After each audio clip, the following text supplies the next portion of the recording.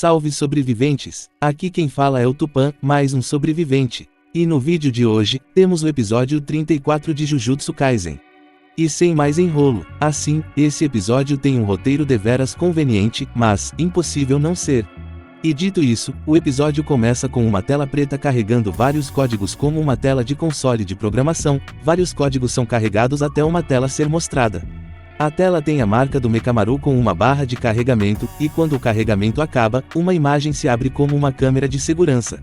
E essa câmera está no túnel que liga Meiji a Shibuya. Aí do nada, o Itadori grita chamando a atenção dos platinados que olham e veem o juvenil levando a mão ao ouvido na maior tranquilidade.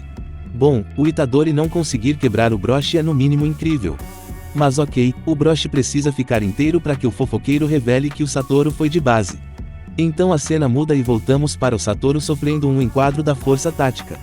Ele já aceitou que perdeu, mas do nada, ele fala com o Suguru, o verdadeiro, exigindo que o cara tome uma atitude.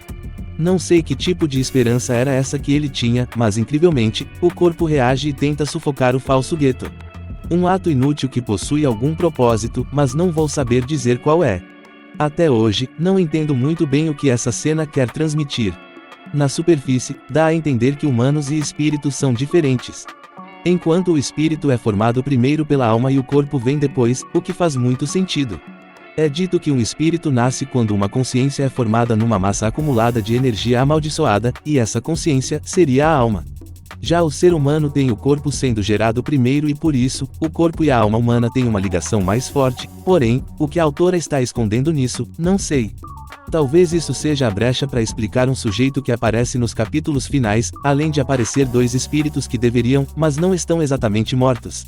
Enfim, deixarei o futuro para o futuro. Enfim, voltando, Suguru fecha o reino prisão e finaliza o selamento do Satoru Gojo. O artefato é sinistro e digo mais, o reino prisão ser um dado é arte. Uma mensagem subliminar que diz, você viciado em jogos, está preso. Ou não, bem, depois de fechado, Mahito na ganância, já queria saber se dava para usar em outra pessoa, mas o Geto explica que não. Enquanto o Satoru estiver preso e vivo, o reino prisão não poderá ser usado. Com isso, voltamos para o grupo da Mei Mei. Por algum motivo, que me recuso a acreditar que tenha explicação, o Yui está quase dormindo. Enquanto isso, Mei Mei questiona o Mekamaru, Satoru sendo selado é algo muito absurdo. Então ela questiona, estamos falando do mesmo Satoru aqui, certo? Cabelo branco e olhos azuis. Babaca, milionário. E o Mekamaru responde sem pensar, esse mesmo. Mekamaru não tem nenhuma prova, mas explica sua condição como forma de mostrar sinceridade. Ele explica que morreu na Batalha da Barragem, batalha essa que deveria ser notícia no Japão inteiro. Além de romper uma barragem que, com toda certeza, matou dezenas de milhares de pessoas, no local também tinha um robô feito com uma tecnologia nunca antes vista. Enfim, voltando, Mekamaru revela que esse botão foi feito antes da batalha contra o Mahito, como um plano B, e para fazer isso funcionar, ele fez um pacto. E o critério para ser ativado é justamente a derrota do Satoru. Agora assim, e se o Satoru fosse selado 30 anos depois por outro motivo, esse feitiço seria ativado.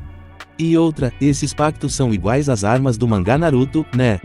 Um negócio que ninguém sabe como é feito, mas está aí, em todo canto. Bom, Mekamaru dá uma desculpa fraquíssima para explicar o porquê só conseguiu produzir e esconder 3 desses broches.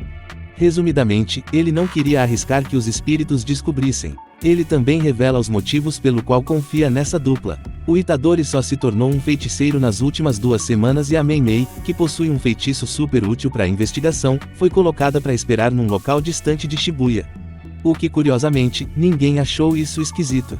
Mas aí, a Mei Mei contra-argumentou dizendo que poderia sim ser uma traidora, afinal de contas, foi ela quem impediu o Itadori de ir para Shibuya. O que não passa de sensatez, responsabilidade e por aí vai. Itadori, falando logicamente, não possui poder para ficar vivo em Shibuya. E ele só fica vivo porque é o protagonista. Dito isso, para fechar essa discussão, Mekamaru diz, se você é uma traidora, então me explique por que mandaram um mestre de maldições para te eliminar. E essa questão é muito interessante. Primeiro que o Mekamaru soube que tinha um mestre de maldições primeiro, mesmo sendo só um dispositivo pré-programado. Segundo que ele tinha certeza absoluta que o alvo era a Mei Mei, o que poderia levar Mei Mei a desconfiar. Como você sabe que eu sou o alvo? Aí, a única forma de explicar isso, seria a revelação de que ele era um traidor e que possui informações privilegiadas. No mínimo, não parece que outras pessoas além da Otahime, Nobara, Itadori, Megumi e possivelmente, Satoru sabiam disso. Ao mesmo tempo, que convenientemente, o Itadori nem questiona isso. No mínimo, imagino que não tinha espaço para o Mekamaru provar que quer ajudar, então a questão da traição nem é citada. Principalmente, porque a Mei Mei decide ignorar o mestre de maldições e ligar para o alto escalão, e o Mekamaru é contra, porque existe a merda de um espião lá, né? De qualquer forma, Mekamaru dá uma explicação sobre a atual situação de Shibuya. Ele conta que existem 4 barreiras. A primeira barreira é gigante, englobando uma região gigante e tem como função prender os civis. A segunda, num espaço menor, tem como função impedir a entrada de xamãs. A terceira tem como função de prender o Satoru e a menor das 4, tem como função prender os civis dentro. Essa foi erguida na estação de Shibuya, e aparentemente, é o que impede os civis de fugir, mesmo depois das raízes da Hanami cair, e aparentemente, sempre esteve lá. Bom, com isso, o Mekamaru convence a Mei Mei de seguir sua estratégia. A Mei Mei deve ajudar o Itadori a voltar para Meiji e de lá, Itadori deve voltar para a superfície, correr até Shibuya e espalhar a palavra. Já a Mei Mei deve cuidar do mestre de maldições e seguir pelo subterrâneo até Shibuya. Então, o mestre de maldições chega e ninguém liga. Bem, voltando para Shibuya, todo mundo acorda e é chegada a hora de dar o próximo passo, porém, o reino da prisão sofre um rebote e seus olhos ficam azuis. O querido Dado está tendo probleminha em digitalizar o Satoru Gojo. E enquanto isso acontece no subsolo, na superfície, humanos transfigurados surgiram dos prédios e estão atacando os civis. Por causa disso, todas as equipes, ou seja, 10 pessoas, entram na barreira externa. Enquanto isso, vemos o loirinho esfaquear o Ijishi enquanto geme. É uma cena bem constrangedora na dublagem. Também vemos que ele está seguindo as ordens da monja platinada. A missão do loirinho é derrubar todos os assistentes que encontra. O plano do Mekamaru, depois de descobrir que os espíritos não podem se mover, é atacar por todas as direções, usando as linhas de trem. Mas, para isso, o Itadori precisa se comunicar com todo mundo. O Itadori tem uma ideia e por uma coincidência do destino, ele acaba entrando numa região perto do Nanani. Então o Itadori grita e o Nanani ouve. Não só ele, o time do Panda e da Maki também, e através dos gritos desesperados do Itadori, todo mundo aprende a merda em que estão. E enquanto os humanos vivem sua crise, no subsolo, os espíritos também vivem uma.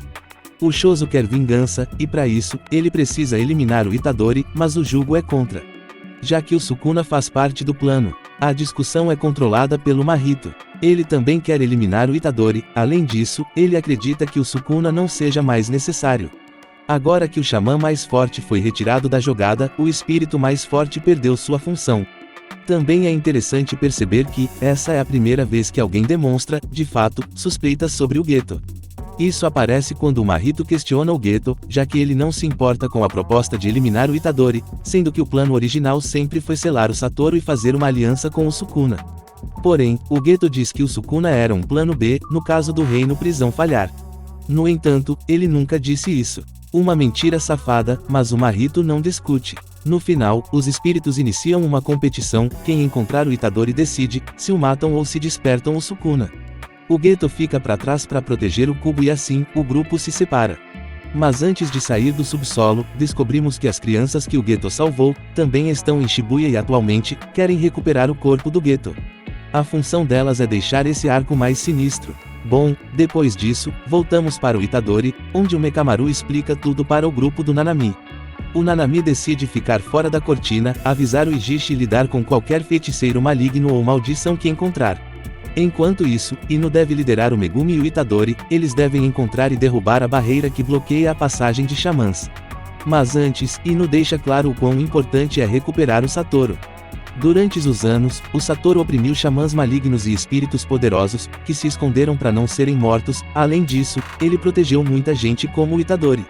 Então, se o Satoru sumir, os protegidos voltarão a ser caçados e terão que lutar. Xamã malignos e maldições também surgirão, agora que o deus da morte sob suas cabeças não existe mais. E se isso acontecer, a Era da Escrotidão será instaurada no Japão.